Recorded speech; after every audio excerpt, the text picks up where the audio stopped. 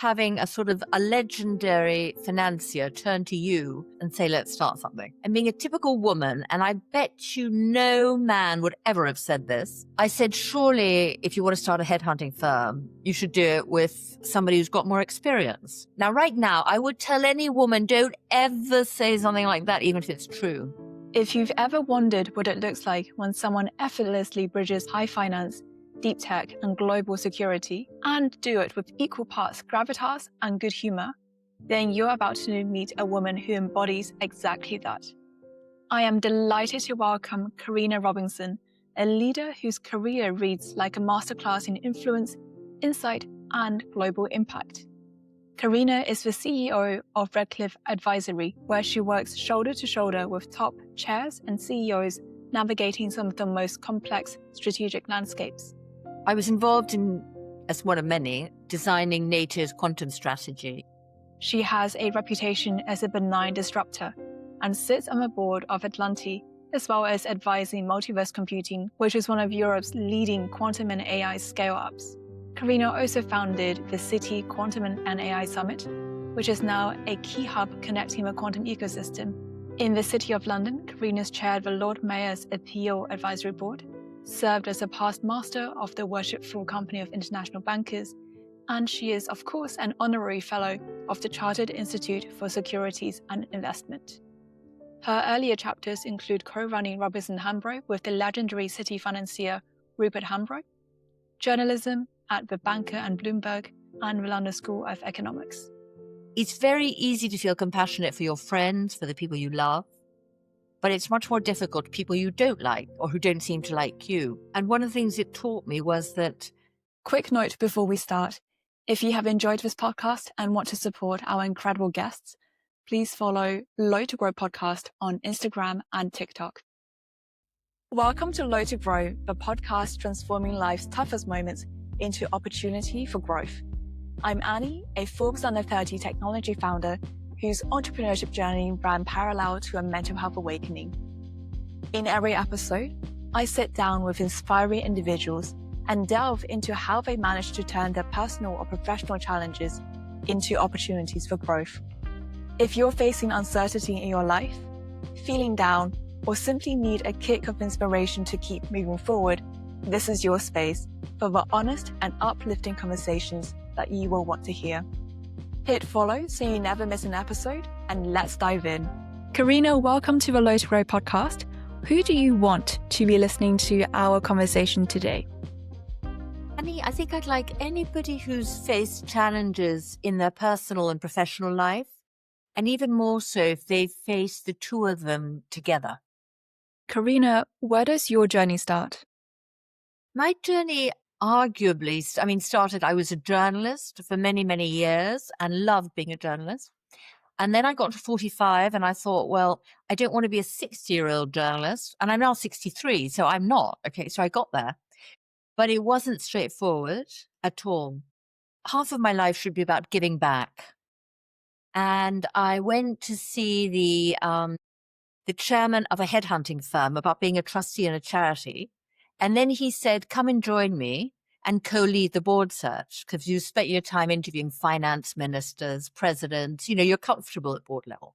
I had not the slightest idea what headhunters did, other than what anybody else does who hasn't really dealt with them much. But that's sort of how the professional journey, which became very different, started. But at the same time as that happened, we were in the middle of the financial crisis.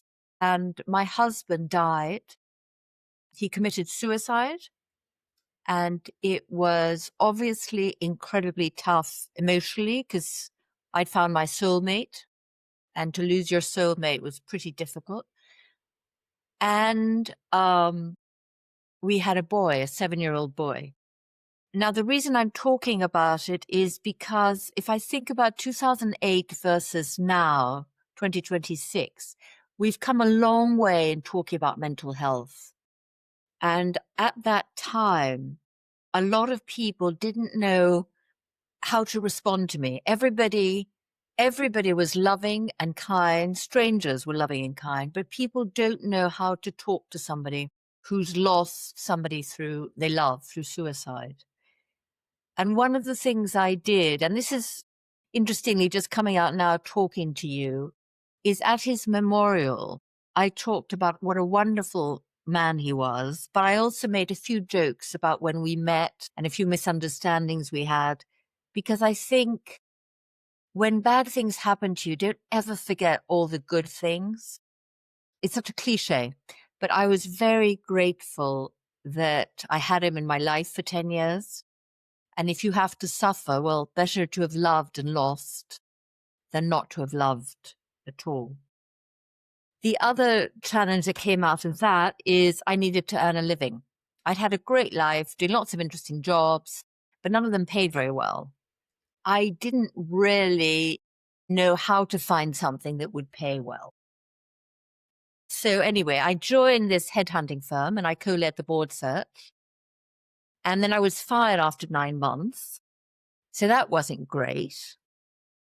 And to be fired at that age, you just think, I mean, I've been fired when I was younger, but to be fired at that age when things are really terrible because you desperately need the job was horrific. In the end, it worked out. And I think it always works out if you count on friends, on family, if you have a positive outlook, therapy, definitely, and do all the things they say you should do to keep your mental health in place, which includes exercise, fresh air, good food. It's all the very basic things, but also the love of your friends and family. That was hugely important. Anyway, so I was fired, and I can now say it with a bit of a smile, but it was not funny at the time. And then I went to lunch with a chap who was very well known in the city called Rupert Hambro. And I said to him, well, who should I join? I've learned how to be a headhunter, so I better join somebody. And he said, let's start something. Now, this is having a sort of a legendary financier turn to you who's been doing headhunting for 9 months and say, let's start something.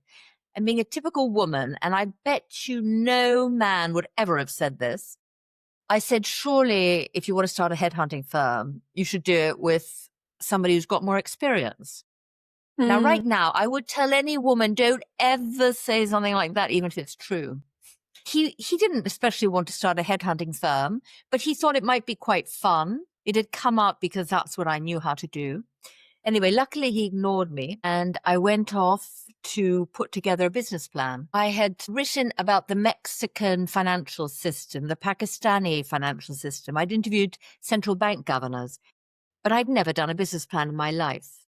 Ever. I had written about the Mexican financial system, the Pakistani financial system. I'd interviewed central bank governors, but I'd never done a business plan in my life. Ever. So I was still in the offices of the firm that had fired me, and I asked their CFO to help me design a business plan. And he very sweetly did. And it's very sweet because, let's be clear, I was setting up a competitor. But people, I think this has been one of the biggest revelations is how lovely and kind people can be. So we started this headhunting firm called Robinson Hambro. It was headhunting for boards of directors and also CEO, chairman advice, because both of us had done lots of different things in life. It was very bespoke, that part of the business. We only ever had about 3 clients. And they tended to be things like executive chairman of a Spanish bank, because I'm half Spanish and I'd kept my contacts, or CEOs of startups. Rupert was very much in that world of startups as an angel investor. And on the back of that is how I got into quantum. Because at one point I was introduced to Ilyas Khan. And obviously, there'll be a lot of people listening to your podcast who are from the world of quantum, and they will, of course, know him. For those who don't, he's one of the great figures in quantum. He started something called Cambridge Quantum, which was a spin-out, which he then merged with Honeywell Quantum, now called Quantinuum, and it's going to IPO at the end of the year. So I started working with Ilyas, and he gave me a book, which wasn't exactly called Quantum for Idiots, but it was pretty much quantum for anybody who hasn't studied science, technology, whatever. And I got to chapter 2 and I had to confess to him I couldn't follow beyond chapter 2. But what happens in life is it's not always about being the most knowledgeable person in the room. And I think one of the things that journalism teaches you is how to be a translator. I understood enough to see how revolutionary quantum could be in its different forms for GPS or for portfolio optimization or in cybersecurity, enough to understand that all these quantum firms, and remember, this was 7 years ago, they were all startups talking to each other in funny places where you would never get a board director. And who are the people who were going to buy these services? Board directors. So with the Lord Mayor of the City of London, who's like the ambassador for the City of London, and every year there's a new one. And I'd been quite involved in the City of London, the financial centre. I said to him, let's do a quantum conference in your home called the Mansion House, which is typical British understatement. It's a palace in the middle of the City of London. And let's make it for those board directors who need to start understanding quantum, investment possibilities for them, but also how it might be relevant to their banks, to their asset managers. And so we started this conference called the City Quantum and AI Summit, and it took off. So it's now in its 6th year. The idea behind it was, there's 3. Accessibility. So we used to make it free. Now it costs a little bit. We also broadcast all the panels online afterwards, and we stream it for free so people can listen. Secondly, gender balance panels. We generally manage, but not always, but we always try. And thirdly, no lingo, no jargon, plain English only. And this is because you know that if a quantum scientist is talking to another quantum scientist, only other scientists will be able to understand them. And because the audience was also city people who were very clever and on boards, but they weren't going to understand that. And they needed to understand how quantum might be relevant to running their bank. So the way we did it, which has worked very, very well, is to have a non-scientist, non-technologist chairing the panel. So, for example, last year, the finance panel was chaired by the CEO of HSBC. He's not in quantum, but he understands his P&L, his revenue, the security of his clients. So the questions he asks are very much about how could I implement some of what you're doing.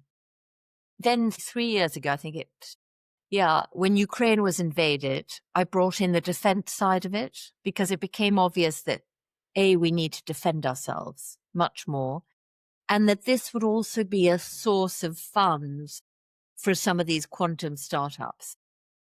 We've also brought in a bit of AI because I think this separation of AI and quantum is very artificial. I think they need to work together. They will work together. They are working together, and having silos isn't very helpful.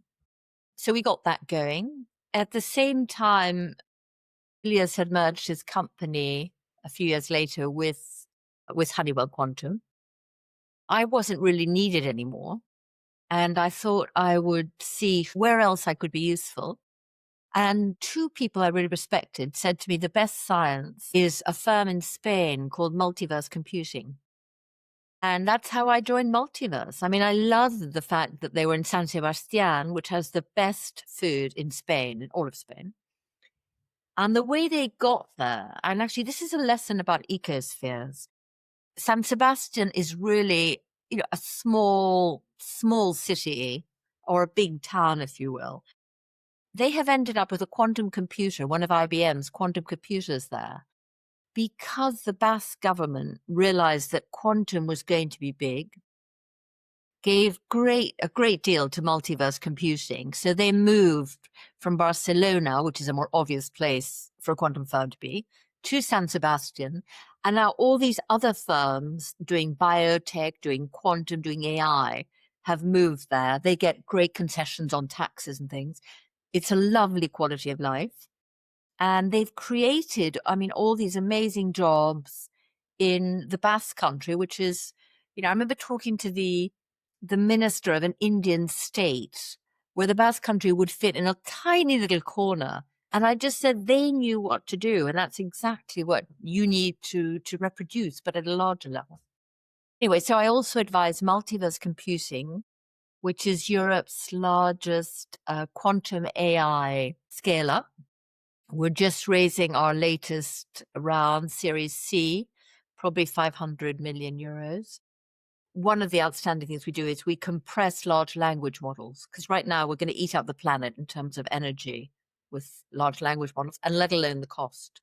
Karina, that is such a trajectory, and thank you very much for sharing about your husband's suicide, and also for sharing quite in depth and giving some color about your personal journey in how you navigated the aftermath of that, and also how you started and also you're thriving in your second career.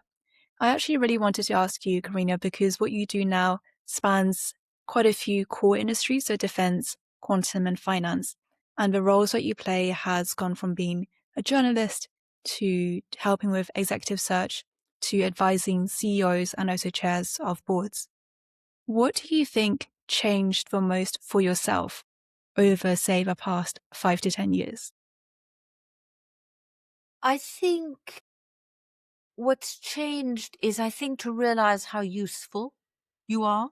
I mean, one is, because there's a sort of transition between you're young, you're middle-aged, and then you're older. You have a lot less to prove.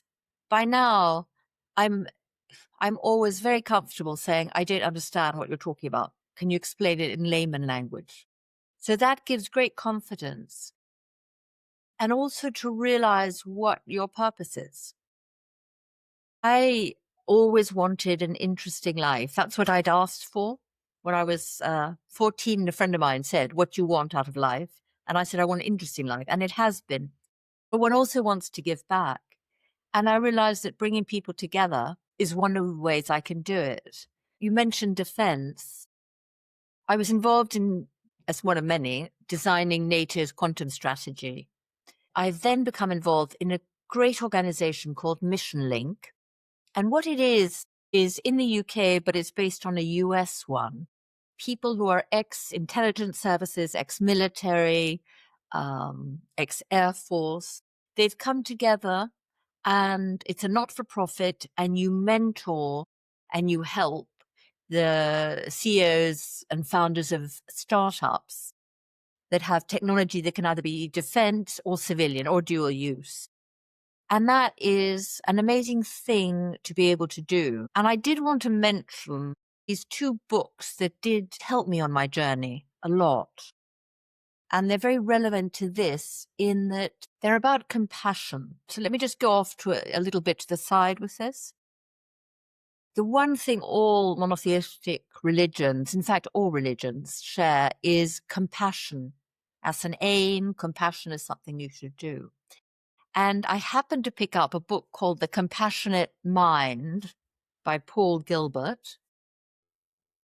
And it's life-changing. In fact, I wrote Lockdown 2020, life-changing. What it is teaching you about compassion towards yourself, which is the most difficult one, but also towards others. It's very easy to feel compassionate for your friends, for the people you love, but it's much more difficult for people you don't like or who don't seem to like you. And one of the things it taught me was that you never know where somebody's coming from, what they're starting from, what's happened to them that day. And rather than judging them immediately on that, assume they have the best motives. Assume they're doing it right, with the right idea. Try and put yourself in their shoes. It doesn't always work, and not everybody is nice, but it's been the book that's had the biggest effect on me. And it's an aim. One doesn't always manage, but I try. I try very hard. And that has helped in the whole journey, because all of a sudden you start to realize putting people together, that is helping. That is a form, compassion is probably the wrong word, but it's a form of creating value, if you want to put it in capitalist terms. Either people enjoy each other's companies, or things like the City Quantum and AI Summit. I love it when somebody says to me afterwards, I found a job through it, or I signed a deal, or I got a bit of funding for my company. You don't make any money out of it, but huge, huge satisfaction. Karina, thank you for sharing that. And I do remember going to one of your City Quantum and AI summits, I think probably one of the earlier iterations, and I've just been watching it grow year on year. And that's really inspiring to see because it's a destination and it's one of the events that people do talk about in the UK quantum calendar. So thank you very much for doing that for our particular ecosystem. I also really like how you brought about compassion. And I'm really curious to understand, how have you experienced giving compassion to yourself as you've gone through your various careers and different stages of life? Well, as I mentioned, Annie, it's the most difficult is to be compassionate towards yourself. That's always the most difficult. On a good day, it's great. But there are other days where I think, why haven't I managed to do this or that or the other? But one of the good things about that book, and also there's another one by a woman called Karen Armstrong. She's a writer about spirituality and religion. She won a TED talk or something, and she got a prize. And she wrote a book called 12 Steps to a Compassionate Life. And that's another book I would thoroughly recommend. And she used a sort of a rabbi, a priest, a bishop from all the different religions to come up with what it should be. I think it's an underlying theme, Annie, rather than anything else. And then once in a while, you just think, actually, it's very relevant to doing this. Coming to, agreeing to do this podcast, I could have just talked about the fact that I've been fired 5 times in my life. So that was a low. It's funny now, but it certainly wasn't funny all the different times. But in terms of helping others, probably talking about my husband would be more help than just talking about being fired. Can we talk about that actually, getting fired 5 times? Because I think in today's current economy, getting fired is something that is more common than not. And I'm sure that some of our listeners would be really intrigued to hear from you how you navigated picking yourself up again after each time. See, the first time I was fired, nobody at that time was getting fired. People just didn't. And it was 1986, and I just started in the city as the Spanish and Italian equity analyst at Grenfell. Now, everybody was going to the city. I had no idea what it was going to be about. And all of a sudden, I realized I was going to be looking at balance sheets all day and profit and loss. And I'm not numerate. So it was a bit of an oopsie. I'm in the wrong job. But I couldn't think of anything else to do. What I was good at was the morning set talk to the salespeople, what's going on in Spain, etc. There was no internet. So you had to talk to people in Madrid and you interacted.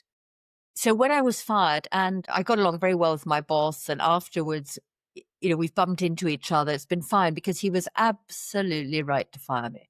But at the time, nobody was being fired. I'd left the LSE with all my friends, all of whom were successfully navigating whatever their careers were. It was a very low time because, again, people didn't talk about mental health then. They didn't talk about the fact I felt like an absolute loser. And then I wrote an article for the Financial Times about the art scene in New York. And I had just gone to them and said, your art pages have nothing about contemporary art.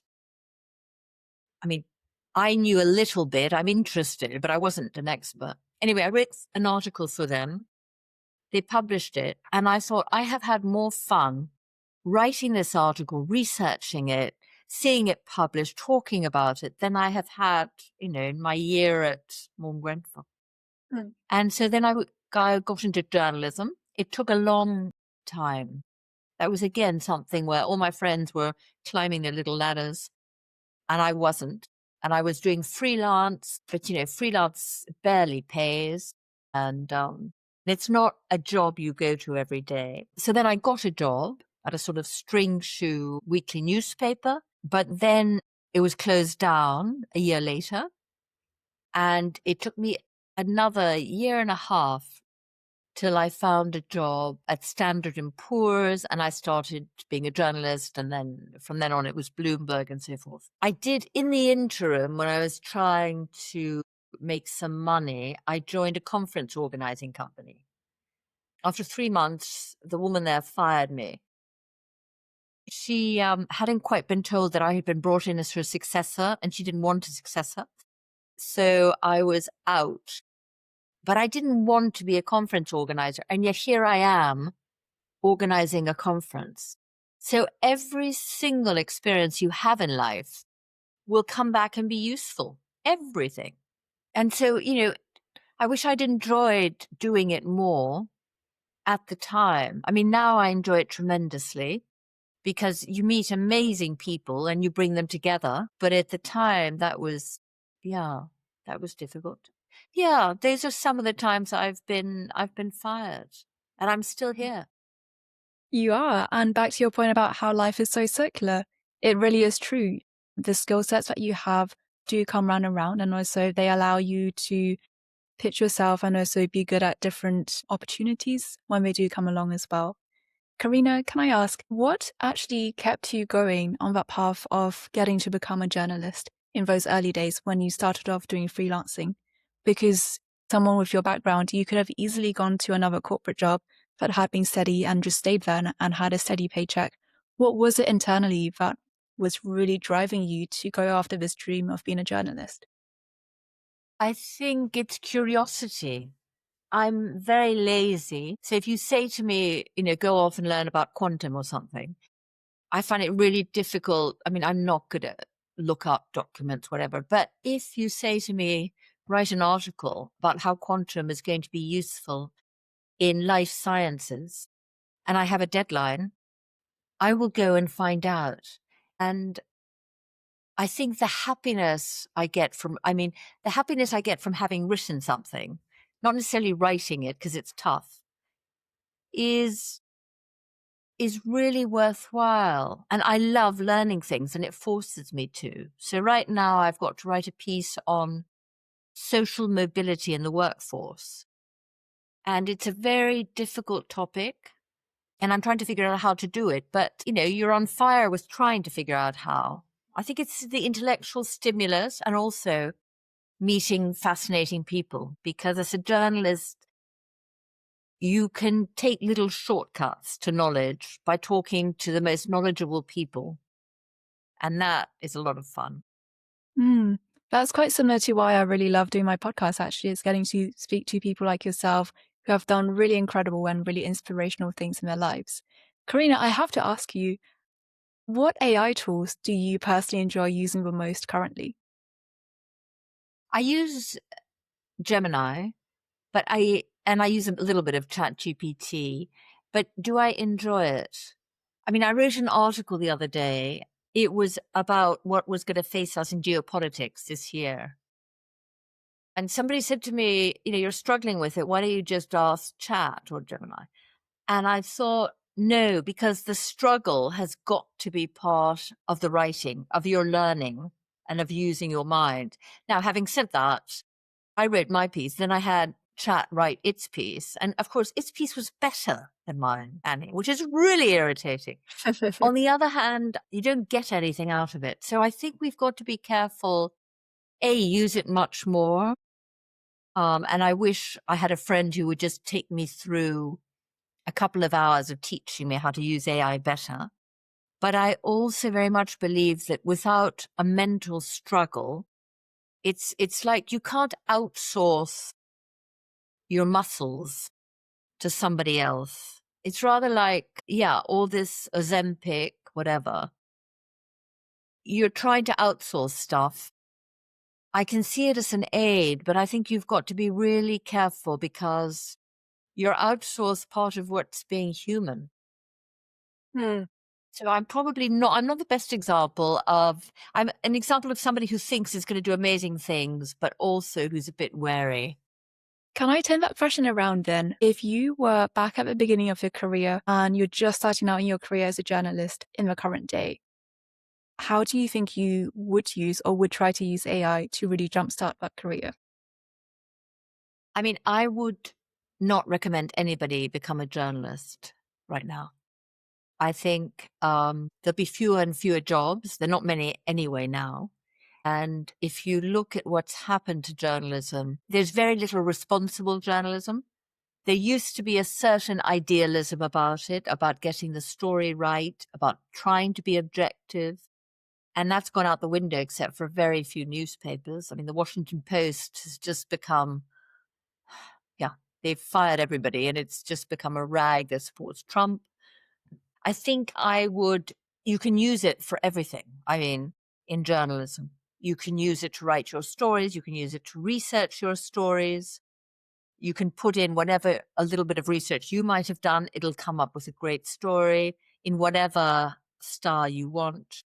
Whereas humans, we become irrelevant. I don't think that's right. So I would say for anybody young starting out in journalism, I wouldn't recommend it. But if you can't help yourself, go for it.